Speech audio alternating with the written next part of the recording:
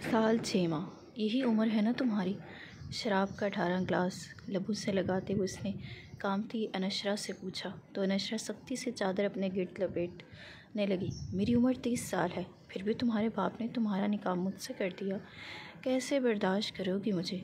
अनशरा को अपने पास बुलाते इसने सर्द लहजे में कहा तो अनशरा कदम पीछे लेने लगी। इसने हमेशा से औरत का बुरा रूप देखा था, पर अपनी 30 साल ज़िंदगी में उसे पहली लड़की अनशरा पसंद आई थी, पर वह कबूल करने से इनकारी था। जभी अनशरा के बाप से इसने लाखों में ख़रीदा था। अगर तुम फ़ौरन मेरे करीब नहीं आई तो मैं तुम्हें वो एक तंग तरीक और बदबूदार गली में अपने बाप के साथ चल रही थी, जहाँ जगह जगह बदबूदार गंदा पानी जमा था। वो हर कदम सोच समझ कर रखती, मगर पानी से बचाना मुमकिन ना। इसने अपने अबाया थोड़ा ऊपर किया ताकि दामन गीला होने से बच जाए, लेकिन इसका नरम व नाजुक सराबा इस सर्दी में कपकपाने लगा। सफ़ेद पिंडलियाँ ठंड से सुर्ख होने लगीं और नाजुक पैर पंजों के बल चलने से थकने लगे। वो बार बार ठंडी पड़ती, हाथों की उंगलियां अपने मुंह के करीब ले जाती, लेकिन इसके बावजूद इसके हाथ सर्दी से कपकपा रहे थे। इसके अब्बा के कदम तेज़ थे और वो घबराहट में कई बार इनसे पीछे रह जाती तो इन्हें अबार के पीछे देखते देखते नीम अंधेरे में इनकी आंखों की सख्ती से तेज़ कदम उठाने पर मजबूर कर देती। मगर इसके दिल में कई सवाल थे। खौफ था, मगर ज़ुबान पर कफल लगा था।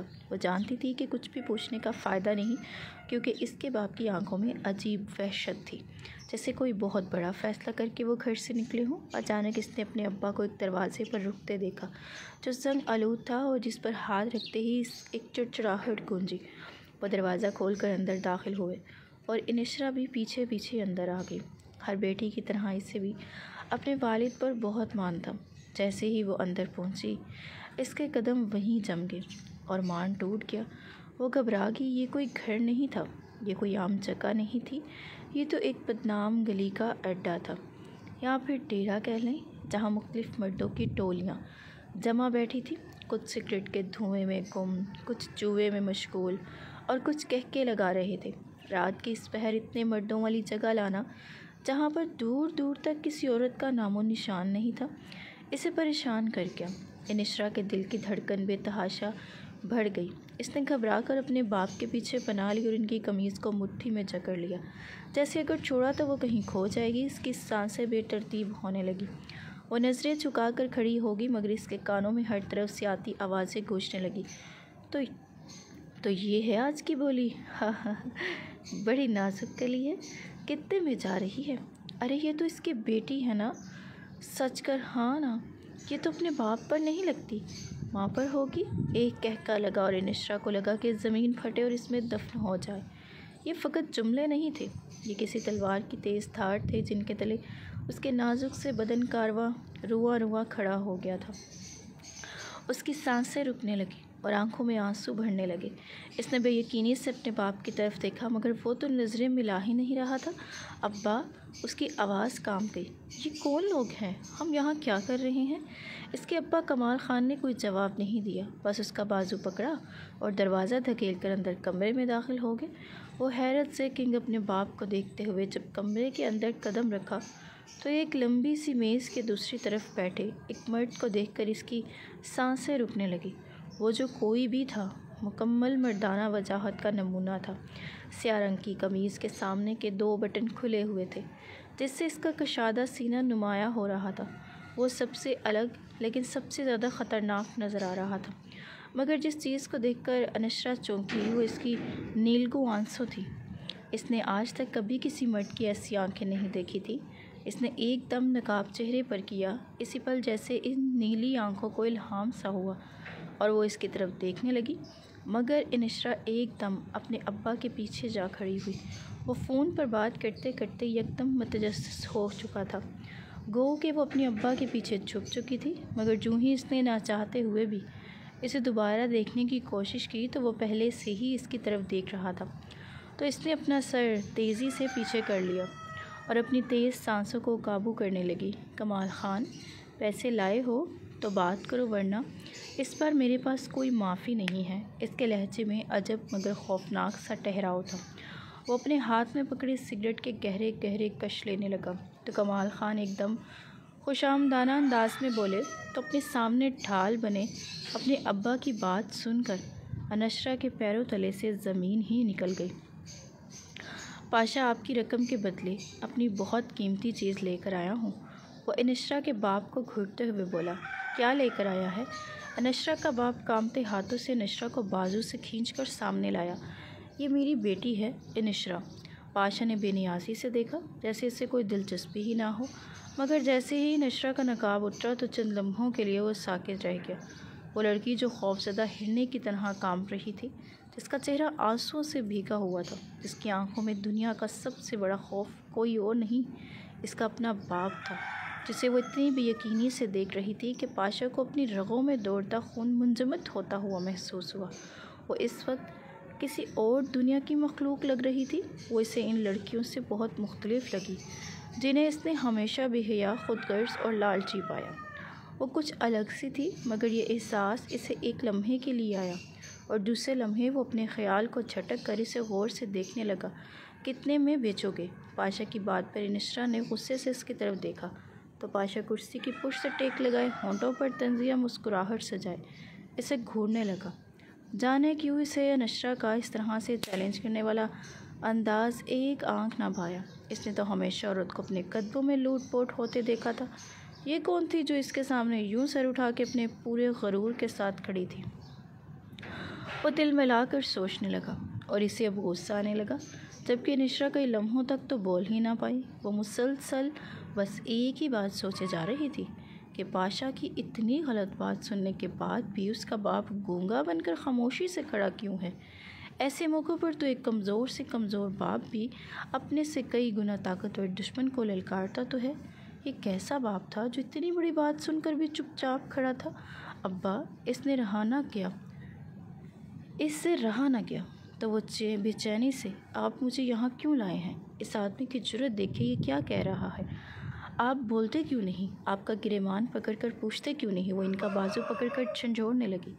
استغفر اللہ، کیا آپ مجھے اس کے ہاتھ بیچ رہے ہیں؟ تو اس کے ابا نے تھکی تھکی آواز میں کہا، بیچ نہیں رہا، نکاح رہا ہوں تمہارا۔ انشرا کا وجود لرز گیا، اس کی آنکھوں سے آنسو بہنے لگے اور وہ اپنے ابا سے 2 قدم پیچھے ہٹ کر کھڑی ہو گئی۔ نکاح میں خرید و فروخت نہیں ہوتی ابا، وہ چلائی۔ میں کمسن ضرور ہوں مگر نادان نہیں۔ یہ جملہ سنتے ہی پاشا نے دوبارہ اس کی طرف دیکھا۔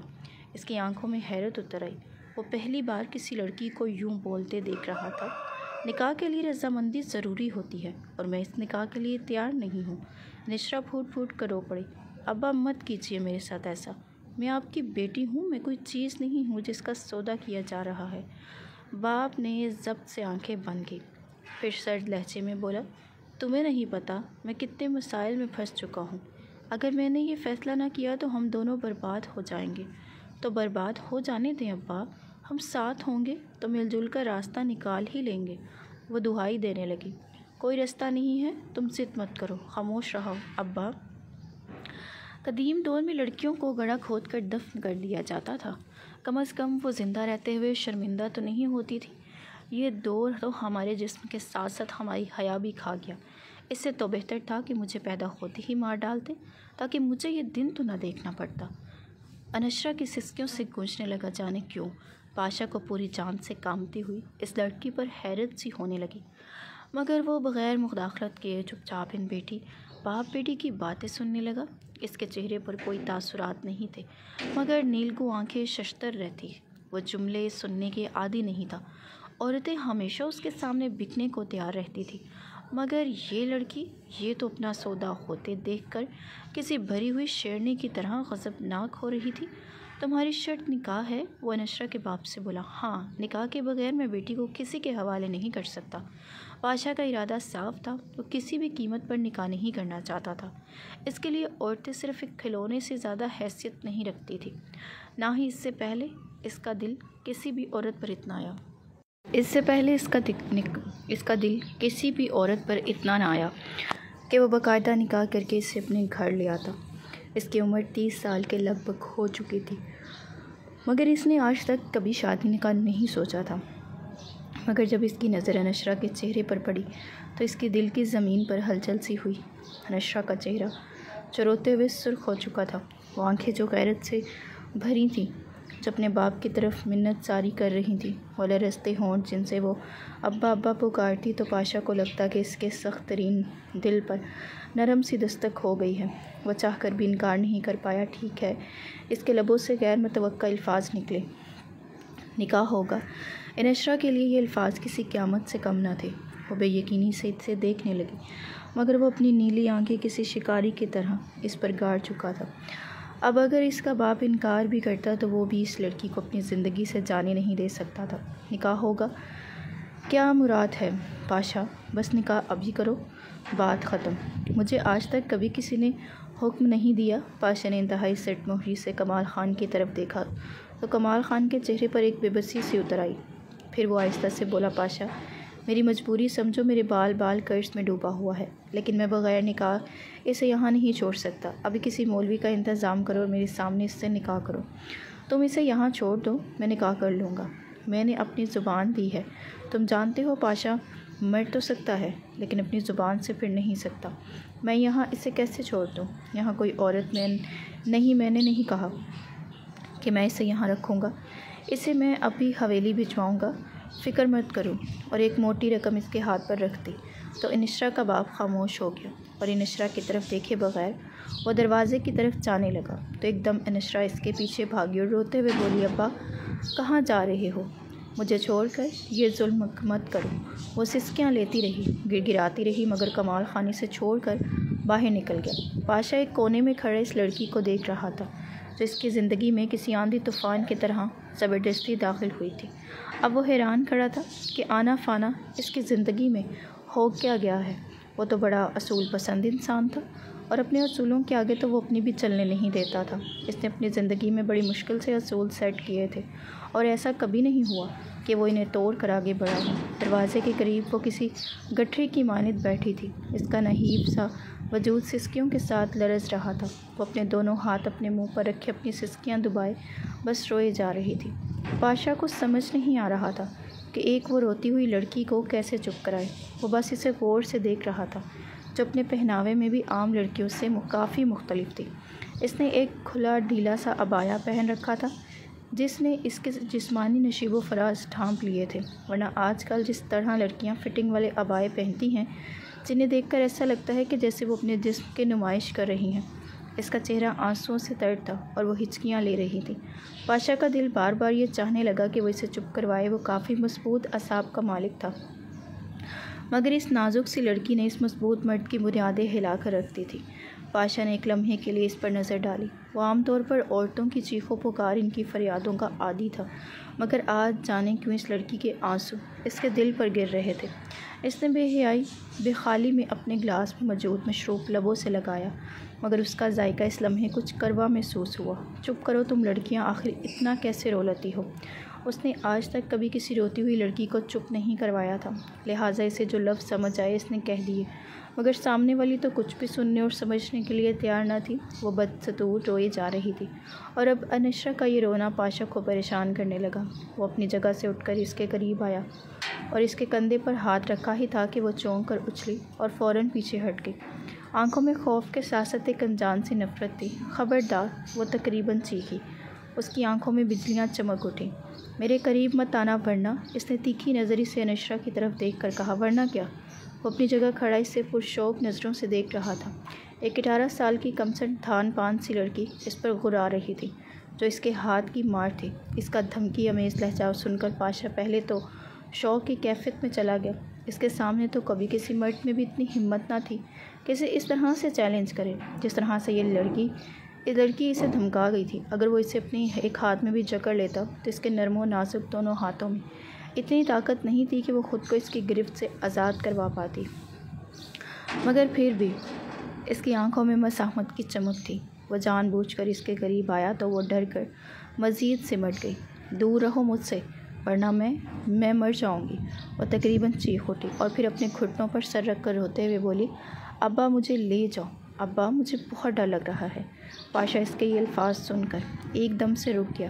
اس کے دل پر ان الفاظوں سے ایک عجیب سی کیفیت اتری۔ وہ کتنے درد بھرے انداز میں اپنے اس باپ کو پکار رہی تھی جو کاغذوں کے چند نوٹوں کی آگے اس کی عزت کا سودا کر گیا تھا۔ اچانک اس کا دل انتہائی برا سا ہو گیا۔ اے لڑکی، کیا رو رو کر پورا کمرہ سر پہ اٹھا رکھا ہے؟ تم نے بند کرو یہ ڈرامہ، میں تمہیں سارے گھر سے اٹھا کر نہیں لایا، تمہارا باپ خود تمہیں یہاں چھوڑ کر گیا ہے، دیکھو مجھے واپس جانے دو، میں تمہارے آگے ہاتھ جوڑتی ہوں۔ انشرا نے منت بھرے انداز میں اپنا سر اٹھا کر اس کی طرف دیکھا تو پاشا کی نیلی آنکھوں میں غصے کی جگہ ایک دم سے نرمی آ گئی۔ تم یہاں سے کہاں جانا چاہتی ہو؟ اس نے گہری سانس لیتے ہوئے اس سے سوال کیا تو وہ اس کی طرف جزبز ہو کر دیکھنے لگی۔ میں واپس اپنے گھر جاؤں گی۔ کون سا گھر؟ پاشا کے سوال پر وہ غائب دماغی سے اس کے چہرے کی طرف دیکھنے لگی تو پاشا نے کہا، اب وہ تمہارا گھر نہیں ہے، کیا تمہیں یہ بات سمجھ آ رہی ہے؟ تمہارے کہنے سے میرا تعلق اپنے گھر اور ابا سے ختم نہیں ہو سکتا۔ ابا؟ وہ اس کے لفظ ابا پر استثنائیہ انداز میں ہنسا۔ وہ ابا جو جوئے میں ایک بڑی رقم ہارنے کے بعد اپنا قرض اتارنے کے لیے تمہیں بیچ کر میرے پاس چلا گیا، اس ابا کی بات کر رہی ہو؟ ابھی بھی تمہیں یہ بات سمجھ میں نہیں آئی کہ تمہیں تمہارا باپ میرے پاس چند روپوں کی عوض بیچ گیا ہے؟ تو پاشا کی یہ بات سن کر انشرا نے اپنے دونوں کانوں پر ہاتھ رکھ لیے، جیسے اس کے لیے یہ بات انتہائی تکلیف دہ ہو۔ پاشا بھی بار بار اس کے سامنے یہ بات نہیں دہرانا چاہتا تھا۔ وہ جانتا تھا کہ یہ بات ایک حساس لڑکی کے لیے انتہائی کرب آمیز ہے۔ نہ جانے کیوں اسے اس کا دکھ اندر ہی اندر محسوس ہو رہا تھا، کیونکہ وہ خود بھی ایک ٹھکرائے ہوئے والدین کی اولاد تھا۔ وہ اسے سمجھانے کی نیت سے جوں ہی اس کے قریب آ کر بیٹھا تو انشرا نے اپنی آنکھیں زور سے میچ لیں تو پاشا کی آنکھوں میں حیرت سی امڑ آئی۔ اس نے آج تک میک اپ سے پاک نور میں ڈوبا اتنا مقدس چہرہ پہلے کبھی نہیں دیکھا تھا۔ وہ چاہتا تھا وہ اس سے سختی بڑھ سکتا تھا، مگر سامنے اتنی معصوم لڑکی خوف سے آنکھیں بند کر کے بیٹھی تھی کہ اس کی ساری ہمت جواب دے گی۔ ایک کمزور سی لڑکی کے سامنے ایک کڑیل جوان طاقتور مرد چار شانے چت ہو جائے، یہ پاشا کو گوارا نہ تھا۔ وہ غصے سے وہاں سے اٹھا ہی تھا تبھی اس کے موبائل پر کال آنے لگی۔ اس نے اپنی جیب سے موبائل نکالا اور ایک گہری نظر انشرا پر ڈال کر وہ تیزی سے باہر نکل آیا۔ اس کے باہر نکلتے ہی انشرا ایک دم سے چوکنا ہو کر اٹھ کر کھڑی ہو گئی۔ اس کمرے کے دروازے تھے، ایک تو سامنے کا دروازہ جس سے وہ داخل ہوئے تھے اور اسی دروازے سے بھی پاشا باہر نکلا تھا، اور دوسرا اور نہ جانے کہاں کھلتا تھا، لیکن اس کا باہر نکلنے کا راستہ اسے سچائی دے رہا تھا۔ یہاں سے نکلنے کا اس کے پاس یہ آخری موقع تھا، لہٰذا وہ اس موقع کو کسی صورت بھی ضائع کرنے کے موڈ میں نہیں تھی۔ اس نے تیزی سے ادھر ادھر دیکھا اور فوراً اس کمرے کے دوسرے دروازے سے باہر نکل آئی۔ یہ دوسرا دروازہ ایک راہداری میں کھل رہا تھا۔ یہ کافی لمبی گزرگاہ تھی۔ وہ محتاط نظروں سے ارد گرد دیکھتے ہوئے آہستہ آہستہ وہاں سے جانے لگی۔ راہداری میں اندھیرا اور سناٹا تھا، مگر چاندنی کی وجہ سے وہ بآسانی اس راستے سے گزرنے لگی۔ مگر جوں ہی وہ اس راہداری کے نکڑ پر پہنچی، وہاں پر کھڑے دو ہٹے کٹے اور شکل سے ہی بدمعاش نظر آنے والے مرد اچانک سے اس کے سامنے آ کر کھڑے ہو گئے اور اوباشوں کی طرح اسے سر سے پیر تک دیکھنے لگے۔ یہ تو وہی لڑکی ہے نا جو کمال خان کے ساتھ آئی تھی؟ تو دوسرے نے فوراً ہی تائید کرتے ہوئے کہا، ہاں ہاں یہ وہی ہے، اس کا باپ تو چلا گیا ہے تو یہ کہاں جا رہی ہے؟ ان میں سے ایک نے اس پر نظر جمائے ہوئے سوال کیا اور پھر اس کی طرف دیکھ کر عجیب سرسراتے لہجے میں پوچھا، کہاں جا رہی ہو گڑیا؟ جبکہ ساتھ کھڑا دوسرا مرد بھی شکاری نظروں سے نشرا کو گھور رہا تھا۔ نشرا انہیں جواب نہیں دینا چاہتی تھی، اس لیے خاموشی سے ان کے پاس سے گزرنے لگی کہ وہ اپنی ٹانگیں پھیلا کر اس کے راستے میں کھڑے ہو گئے تو انشرا نے ایک دم گھبرا کر غصے سے انہیں کہا، ہٹو میرے راستے سے۔ ارے گڑیا بھاگنا چاہ رہی ہو؟ وہ بھی اکیلے اکیلے؟ ارے ہمارے ساتھ بھاگو نا۔ یہ کہہ کر ان دونوں نے اسے آگے بڑھ کر دبوچ لیا۔ ان کے منہ سے بدبو کے بھبکے اٹھ رہے تھے۔ انشرا کا دل متلانے لگا۔ اس نے اپنی پوری قوت لڑکھڑا کر اپنا بازو ان سے چھڑوانے کی کوشش کی، مگر ان کی گرفت انتہائی مضبوط تھی۔ وہ مسلسل اس کی گرفت سے نکلنے کے لیے مچھلی کی طرح تڑپ رہی تھی، اور پھر جب اسے یہ لگا کہ دونوں اس پر حاوی ہونے والے ہیں تو اس نے پوری طاقت سے چلانے کی کوشش کی، مگر ان میں سے ایک نے اس کا منہ دبا دیا۔ یہاں کھڑے رہو تو مصیبت آئے گی، اسے فوراً کمرے میں لے کر چلے جاؤ۔ اس سے پہلے کہ وہ اسے لے کر کمرے کی طرف بڑھتے، ایک زوردار آواز آئی اور دونوں ہی آدمیوں نے انشرا کو چھوڑ دیا۔ انشرا ان کی گرفت سے آزاد ہوتے ہی پیچھے مڑی تو سامنے پاشا کھڑا تھا اور ان دونوں کو خون خوار نظروں سے دیکھ رہا تھا، مگر انشرا کا دماغ اتنا معاف ہو چکا تھا کہ اسے سمجھ ہی نہیں آیا کہ وہ کیا کر رہی ہے۔ وہ دوڑتے ہوئے اسی دشمن جاں کی پشت کے پیچھے جا چھپی کہ جس کے چنگل سے نکلنے کے وہ کمرے سے بھاگی تھی۔ پاشا نے ان دونوں بدماشوں کو آڑے ہاتھوں لیا اور صرف 2 منٹ کے اندر اندر ان کی ایسی درگت بنا ڈالی کہ وہ اٹھ کر بیٹھ نہیں پا رہے تھے۔ اور چند ہی لمحوں میں وہ دونوں زمین پر پڑے کرا رہے تھے۔ انشرا سہم کر انہیں دیکھنے لگی۔ پاشا کا یہ روپ وحشی لگ رہا تھا، ایک ایسا درندہ جو اپنا شکار گاہ پر کسی کی مداخلت برداشت نہیں کر سکتا۔ اور پھر اس نے زور سے دھار کر کسی کو پکارا تو 3 سے 4 کارندے فوراً اس کی آواز پر لبک پر وہاں پر پہنچ گئے۔ تو اس نے انتہائی سخت آواز میں انہیں حکم دیا کہ انہیں میری آنکھوں سے دور کر دو اور کوشش کرو کہ یہ آئندہ میرے سامنے نہ آئے۔ یہ کہہ کر وہ پلٹا تو انشرا خوفزدہ سی ہو گئی۔ وہ اس کے قریب آیا تو انشرا اسے اتنا قریب دیکھ کر بڑک سی گئی تھی پاشا کہ غصے سے سرخ نیلگوں آنکھیں بغیر پلکیں جھکائے اس پر جم سی گئیں تو انشرا نظریں چرانے لگی۔ اس نے انشرا کی کلائی کو اپنے مضبوط ہاتھوں میں پکڑا اور ایک جھٹکے سے اسے کھینچتا اندر کمرے میں لے گیا۔ پھر اس نے دروازے کو اندر سے بند کر دیا اور غصے سے اس کی طرف مڑا۔ یہ پاشا کا ڈیرا ہے، یہاں سے مڑ کے تو باہر جایا جا سکتا ہے، مگر پاشا کی مرضی کے بغیر یہاں سے بھاگنا ممکن نہیں۔ کیا سوچ کر تم نے اس کمرے سے قدم باہر نکالا تھا؟ وہ اس پر ڈھالا۔ انشرا کی آنکھیں خوف سے پھیل گئیں۔ وہ بے اختیار پیچھے ہٹتے ہٹتے دیوار کے ساتھ جا لگی تو پاشا نے اپنے دونوں بازو اس کے ارد گرد رکھ دیے اور وہ ان کے درمیان میں محصور ہی ہو گئی۔ مجھے جانے دیں، وہ منمنائی۔ کہاں؟ اپنے باپ کے گھر کے علاوہ کوئی گھر ہے تو بتاؤ۔ تو اس نے بے بسی سے سر ہلاتے ہوئے کہا کہ اس بھری دنیا میں ابا کے علاوہ میں کسی کو نہیں جانتی۔ ہمارا تو کوئی رشتہ دار بھی نہیں۔ تمہیں تمہارے ابا کے گھر تو جانے نہیں دوں گا۔ اگر وہ اتنا ہی خیر خواہ ہوتا تو یوں تمہیں چھوڑ کے نہ بھاگتا۔ لیکن اب تم بہت خیال رکھنا، اگر دوبارہ تم نے یہاں سے بھاگنے کی کوشش کی تو مجھ سے برا کوئی نہیں ہوگا، آپ سے برا کوئی ہو بھی نہیں سکتا۔ وہ ایک دم ترخ کر بولی تو پاشا نے حیرت سے اس کی طرف دیکھا۔ آج تک کسی کی جرأت نہیں ہوئی کہ پاشا کو جواب دے۔ وہ گھرا کر بولا تو وہ ایک دم سے رونے لگی۔ مجھے لگا میں یہاں سے بھاگ جاؤں گی تو ایک بار پھر یہ کوشش کر کے دیکھ لوں۔ یقین کرو دوبارہ ایسی کوشش کرنے پر تمہاری کوئی معافی نہیں ہوگی، سمجھی؟ اس بار چھوڑ رہا ہوں لیکن دوبارہ نہیں چھوڑوں گا۔ اس نے اپنے دونوں ہاتھ زور سے دیوار پر مارے تو وہ ڈر گئی اور پھر سے اس نے اپنی آنکھیں بند کر لی، جبکہ اس کا یہ روپ دیکھ کر پاشا ایک بار پھر خود کو کمزور محسوس کرنے لگا۔ وہ چاہ کر بھی اس لڑکی کا کچھ نہیں کر پا رہا تھا۔ وہ اتنی معصومیت سے اپنے دونوں آنکھیں بند کر لیتی کہ اس کا سارا غصہ ہوا میں تحلیل ہو جاتا۔ اس کی ساری اکڑ، سارا غرور اس لڑکی نے نہ جانے کیسے اپنے پاس ضبط کر لیا تھا۔ اسے سمجھ نہیں آ رہی تھی، اسے خود پر غصہ آنے لگا کہ اب یہ لڑکی اپنی انگلیوں پر نچائے گی اور ایسا وہ ہونے نہیں دے گا۔ وہ غصے سے اس کے پاس سے ہٹا اور کمرے سے باہر نکل گیا۔ اس کے کمرے سے باہر نکلتے ہی یہ نشرہ نے اپنی آنکھیں کھولیں اور پھر بے جان ہو کر کرسی پر بیٹھ گئی۔ اس کمرے سے دوبارہ بھاگنے کا تو وہ تصور بھی نہیں کر سکتی تھی۔ مرد کا ایک روپ وہ کمرے سے باہر دیکھ کر آ چکی تھی۔ وہ درندے تھے، ان کے انداز اور نیت میں غلاظت تھی، جبکہ اس کمرے کے اندر پاشا تھا جس کا روپ غوثیلا تھا، مگر جانے کیوں اس کی نظروں میں ان مردوں جیسی غلاظت نہ تھی۔ وہ کتنی ہی بار اس کے قریب آ چکا تھا مگر اس کے انداز میں کہیں سے بھی ہوس نہیں جھلکتی تھی۔ وہ جانتی تھی کہ پاشا غصے کا تیز ہے، ظالم ہے، بے رحم ہے، مگر وہ درندہ نہیں تھا۔ اتنے میں دروازہ کھلا اور پاشا کے ساتھ ایک شخص اندر آیا۔ یہ کافی ادھیر عمر کا تھا اور پاشا کا خاص ملازم تھا۔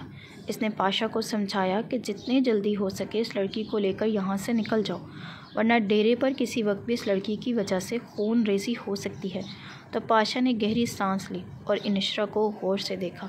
میں جانتا ہوں لالا، لیکن میرا ارادہ ہے کہ میں صبح ہی نکلوں۔ تم غلطی کر رہے ہو پاشا، لڑکے ٹھیک ٹھاک طیش میں ہیں۔ تم نے جنہیں مارا ہے ان کا ڈیرے کے لڑکوں پر ٹھیک ٹھاک اثر و سوق ہے۔ ابھی مصلحت کا تقاضا یہی ہے کہ تم خود بھی 2-4 دن کے لیے ڈیرے سے دور رہو۔ جب حالات تھوڑے سے ٹھیک ہو جائیں تو پھر آ جانا۔ ویسے بھی میں یہ سوچ رہا ہوں کہ ان 2-4 شرپسندوں کو ڈیرے سے دور کسی جگہ مصروف کر دوں۔ یہ جتنا تم سے دور رہیں اتنا ہی اچھا ہے۔ تو پاشا خاموش ہو گیا۔ اس کے زندگی میں لالا کے مشوروں کی بہت اہمیت تھی۔ وہ لالا کو اپنا بڑا بھائی سمجھتا تھا اور ڈیرے میں سب سے زیادہ اگر کسی کی سنی جاتی تھی تو وہ لالا تھا۔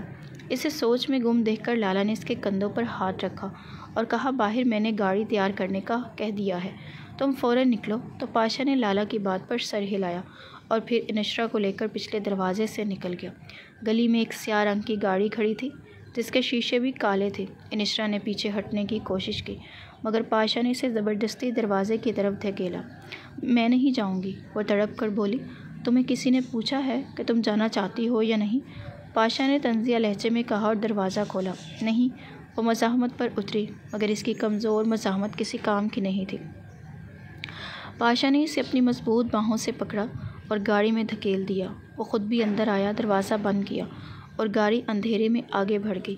نشرا نے آخری بار دروازے کا ہینڈل پکڑ کر کھولنے کی کوشش کی، مگر وہ لاک ہو چکا تھا۔ وہ بے بسی سے پاشا کی طرف دیکھنے لگی، مگر اس کا چہرہ وحشت اور نیلگوں آنکھوں میں سرد مہری تھی۔ نہ جانے کیوں نشرا کو پہلی بار لگا کہ شاید وہ اب کبھی آزاد نہیں ہو پائے گی۔ حویلی کے وسیع و عریض راہداریوں سے گزرتے ہوئے نشرا کا دل زور زور سے دھڑک رہا تھا۔ اندرونی حصے میں لے جا کر اسے ایک سجے سورے کمرے میں بٹھا دیا، جہاں قد آدم کھڑکیوں پر دبیز ویلوٹ کے پردے لہرا رہے تھے۔ وہ سہمی ہوئی ایک کونے میں بیٹھ گئی، ہاتھوں کی مٹھیوں میں جکڑ کر اپنی بے بسی کو چھپانے کی کوشش کرنے لگی۔ اب تک جو کچھ اس کی زندگی میں ہو چکا تھا وہ کسی ڈراؤنی خواب جیسا تھا۔ اسے رہ رہ کر اپنا گھر یاد آ رہا تھا، جہاں اس کی امی نے اپنی زندگی کے سخت ترین دن گزارے تھے۔ ان کا ساتھ بہت ہی کم اس کی زندگی میں رہا، اور وہ جلد ہی اپنی اس آزمائش بھری زندگی کو چھوڑ کر اس فانی دنیا سے رخصت ہوگی۔ مگر اس کی زندگی میں ایک خلا چھوڑ گئی۔ اس کی امی نے بہت کوشش کی کہ اس کے ابا جوئے اور مجھے چھوڑ کر ایک اچھی زندگی میں قدم رکھیں، لیکن بدقسمتی سے ایسا نہ ہو سکا، اور وہ یہ ارمان دنیا سے لے کر ہی چلی گئیں۔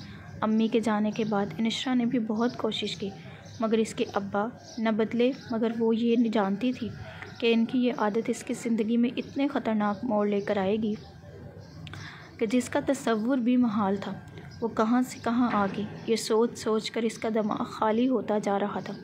وہ اب تک اتنا رو چکی تھی کہ اب تو اس کے آنسو بھی خشک ہو گئے تھے۔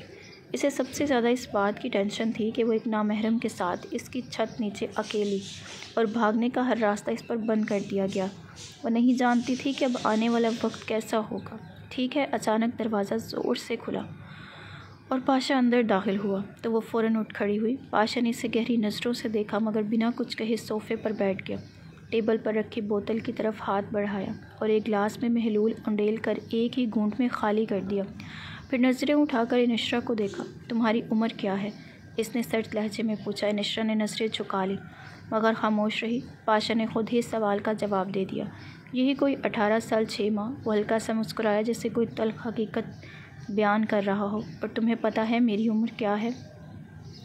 انشرا نے آہستہ سے سر اٹھایا، آنکھوں میں سوال لیے۔ 30 سال۔ پاشا نے انگلیوں میں گلاس گھماتے ہوئے کہا۔ 18 اور 30 کے درمیان فرق جانتی ہو؟ انشرا نے لب بھینچ لیے۔ یہی کہ تم ایک ناسمجھ نازک سی لڑکی ہو اور میں ایک سخت سنگ دل اپنے اصولوں پر چلنے والا مرد۔ تم میری شدتوں کو کیسے برداشت کرو گی لڑکی؟ وہ خاموش رہی، مگر اس کے چہرے پر ایک عجیب سا سکون تھا، جیسے اسے اب ان دھمکیوں سے خوف نہیں آ رہا تھا۔ پاشا نے میز پر رکھی بوتل کی طرف دیکھا اور اچانک گلاس بھر کر اس کے سامنے بڑھایا۔ یہ ڈرنک پیو۔ انشرا نے چونک کر اسے دیکھا۔ پی لو، وہ دوبارہ بولا۔ اس پر لہجہ مزید سخت تھا۔ انشرا نے ایک پل کے لیے اسے دیکھا، پھر ایک مضبوطی سے سر نفی میں ہلا دیا۔ میں مر جاؤں گی مگر یہ نہیں پیوں گی۔ پاشا نے حیرانی سے آنکھیں سکیڑیں۔ وہ پہلی بار کسی لڑکی کو اپنے حکم کو رد کرتے دیکھ رہا تھا۔ ایک لمحے کے لیے وہ خاموش رہا، پھر آہستہ سے مسکرایا۔ بہت دلچسپ ہو تم۔ وہ 18۔ وہ اٹھا اور اپنے قدموں تلے سے اس کی طرف بڑھا۔ میرے قریب آؤ۔ انشرا نے سختی سے نفی میں سر ہلایا۔ پاشا کے چہرے پر غصہ نمودار ہوا۔ میرے قریب نہ آئی تو مجھ سے برا کوئی نہیں ہوگا، سمجھی؟ وہ ایک قدم اور بڑھا کر، مگر اس پر انشرا نے جو کیا اس کی توقع کے برعکس تھا۔ اسے لگا تھا کہ انشرا اس کے سامنے روئے گی، گڑ گڑائے گی، مگر اس نے ایک جھٹکے سے اپنا بایا اتار کر زمین پر پھینک دیا، پھر اپنی چادر سر سے کھینچ کر پاشا کی طرف اچھال دی۔ آؤ۔ اس کی آواز میں لرزش نہیں تھی، بس ایک عجیب سی مضبوطی تھی۔ جو چاہتے ہو کر لو۔ پاشا کے قدم جہاں تھے وہیں رک گئے، لیکن یاد رکھو انشرا کی آنکھوں میں ایک عجیب سی چمک تھی، جیسے برسوں کی بے بسی ایک لمحے میں غصے میں بدل گئی ہو۔ میں جتنا اپنی زندگی میں ڈر سکتی تھی ڈر چکی، اب مزید نہیں، اور نہ ہی تم مجھے میری عزت کی وجہ سے ڈرا سکتے ہو۔ تم طاقتور ہو، میں کمزور ہوں، مگر میں اپنے اللہ کو پکارتی ہوں جس نے تمہیں طاقتور اور مجھے کمزور بنایا۔ یہ کہہ کر اس نے آنکھیں بند کر لیں، جیسے وہ خود کو تقدیر کے حوالے کر چکی ہو۔ پاشا کو یوں لگا جیسے اس کی حیا نے اسے روک ڈالا ہو۔ وہ چاہ کر بھی اس کے قریب نہ جا سکا۔ وہ اس کے سامنے بنا دوپٹے کے کھڑی تھی، نہ جانے کیوں پہلی بار کسی عورت کی بے پناہ چاہ اور قربت کے باوجود وہ پیش قدم نہ رکھ سکا۔ اس کی نگاہ جھک گئی اور پھر اس نے زمین پر پڑی ہوئی چادر کو اٹھایا، پھر آہستہ سے اس کی طرف بڑھا اور بغیر کچھ کہے وہ چادر اس کے سر پر ڈال دی۔ انشرا نے حیرانی سے آنکھیں کھولیں۔ یہاں سے جانا چاہتی ہو نا؟ پاشا کی آواز میں اب وہ پہلی سی درندگی نہیں تھی، ایک عجیب سا سکون تھا، جیسے وہ اپنے ہی اندر کسی جنگ سے گزر رہا ہو۔ کل صبح تمہیں تمہارے باپ کے پاس لے جاؤں گا، مگر جانے سے پہلے ایک چیز طے کرنی ہے۔ اگلی صبح انشرا کے والد کو بلوایا گیا۔ وہ پاشا کے سامنے بے بسی سے کھڑے تھے، مگر پاشا کی آنکھوں میں کسی اور ہی طوفان کے آثار تھے۔ میں انشرا سے نکاح کر رہا ہوں۔ انشرا نے بے یقینی سے سر اٹھایا۔ اس کے والد نے انشرا کی طرف دیکھا، مگر انشرا نے اس بات پر کوئی احتجاج بلند نہ کیا۔ پاشا نے قاضی کو اشارہ کیا اور نکاح پڑھا دیا گیا۔ انشرا اب پاشا کی بیوی بن چکی تھی۔ وہ جانتی تھی کہ یہ سب اس کی مرضی کے خلاف تھا، مگر پاشا بھی جانتا تھا کہ اب اس کے بغیر اس کی زندگی ادھوری ہے۔ یہ اور بات تھی کہ وہ اس سچائی کو ماننے کے لیے تیار نہیں تھا۔ وہ اسے چاہنے لگا تھا، لیکن اس بات کو وہ قبول نہیں کر رہا تھا۔ پاشا سے نکاح کے بعد انشرا کے لیے زندگی جیسے رک سی گئی تھی۔ وہ اپنے آپ کو اس رشتے میں زبردستی گھسیٹنے کی کوشش کرتی رہی، مگر اس کی روح اس بندھن کو قبول کرنے کے لیے تیار نہ تھی۔ وہ پاشا کے قریب رہتی، مگر دل کی دیواریں ہمیشہ فاصلے پر کھڑی رہتی۔ لیکن وہ ازدواجی تعلق قائم کرنے کے باوجود تشنا تھا۔ پاشا کو اس کا یہ مشینی انداز کھلنے لگا تھا۔ وہ اکثر سوچتا تھا کہ یہ لڑکی ایک دن اسے چھوڑ کر بھاگ جائے گی۔ شاید اسی خوف کی وجہ سے اس نے حویلی کے ملازموں کو سختی سے ہدایت دے رکھی تھی کہ وہ انشرا پر نظر رکھے، مگر انشرا ان سب باتوں سے بے نیاز، چپ چاپ تحمل کے ساتھ وقت گزارنے میں مصروف تھی۔ وہ حویلی کے سارے انتظامات اپنے ہاتھ میں لے چکی تھی اور انتہائی خوش اسلوبی اور ذمہ داری کے ساتھ کام کر رہی تھی۔ یہ اور بات ہے کہ حویلی کے کسی بھی فرد نے اس کے چہرے پر مسکان نہیں دیکھی تھی، اور یہ بات پاشا نے اکثر نوٹ کی۔ یہی وجہ ہے کہ وہ بہت کم حویلی رہنے کے لیے آتا۔ ایک دن وہ اکیلا ہی حویلی آنے کے لیے نکلا، مگر اس بار اس نے اپنے ساتھ باڈی گارڈ نہ لیے۔ ابھی وہ حویلی سے کچھ ہی فاصلے پر تھا جب کچھ نامعلوم افراد نے اس کی گاڑی روک لی۔ وہ کچھ سمجھ پاتا اس سے پہلے ہی اسے نیچے گھسیٹ لیا گیا۔ منہ کھول لاتوں کی بارش ہونے لگی۔ پاشا، جو ہمیشہ طاقت اور دبدبے کا نشان سمجھا جاتا تھا، آج سڑک پر بے بسی کی تصویر بنا پڑا تھا۔ وہ اسے مار مار کر زخمی کر چکے تھے، یہاں تک کہ اس کا ایک پاؤں بری طرح ٹوٹ چکا تھا۔ آخر کار اسے لہولہان حالت میں سڑک کے کنارے پھینک کر حملہ آور فرار ہو گئی۔ حویلی میں جب یہ خبر پہنچی تو ایک لمحے میں جیسے سناٹا چھا گیا، مگر سب سے زیادہ پریشان انشرا ہوئی۔ پاشا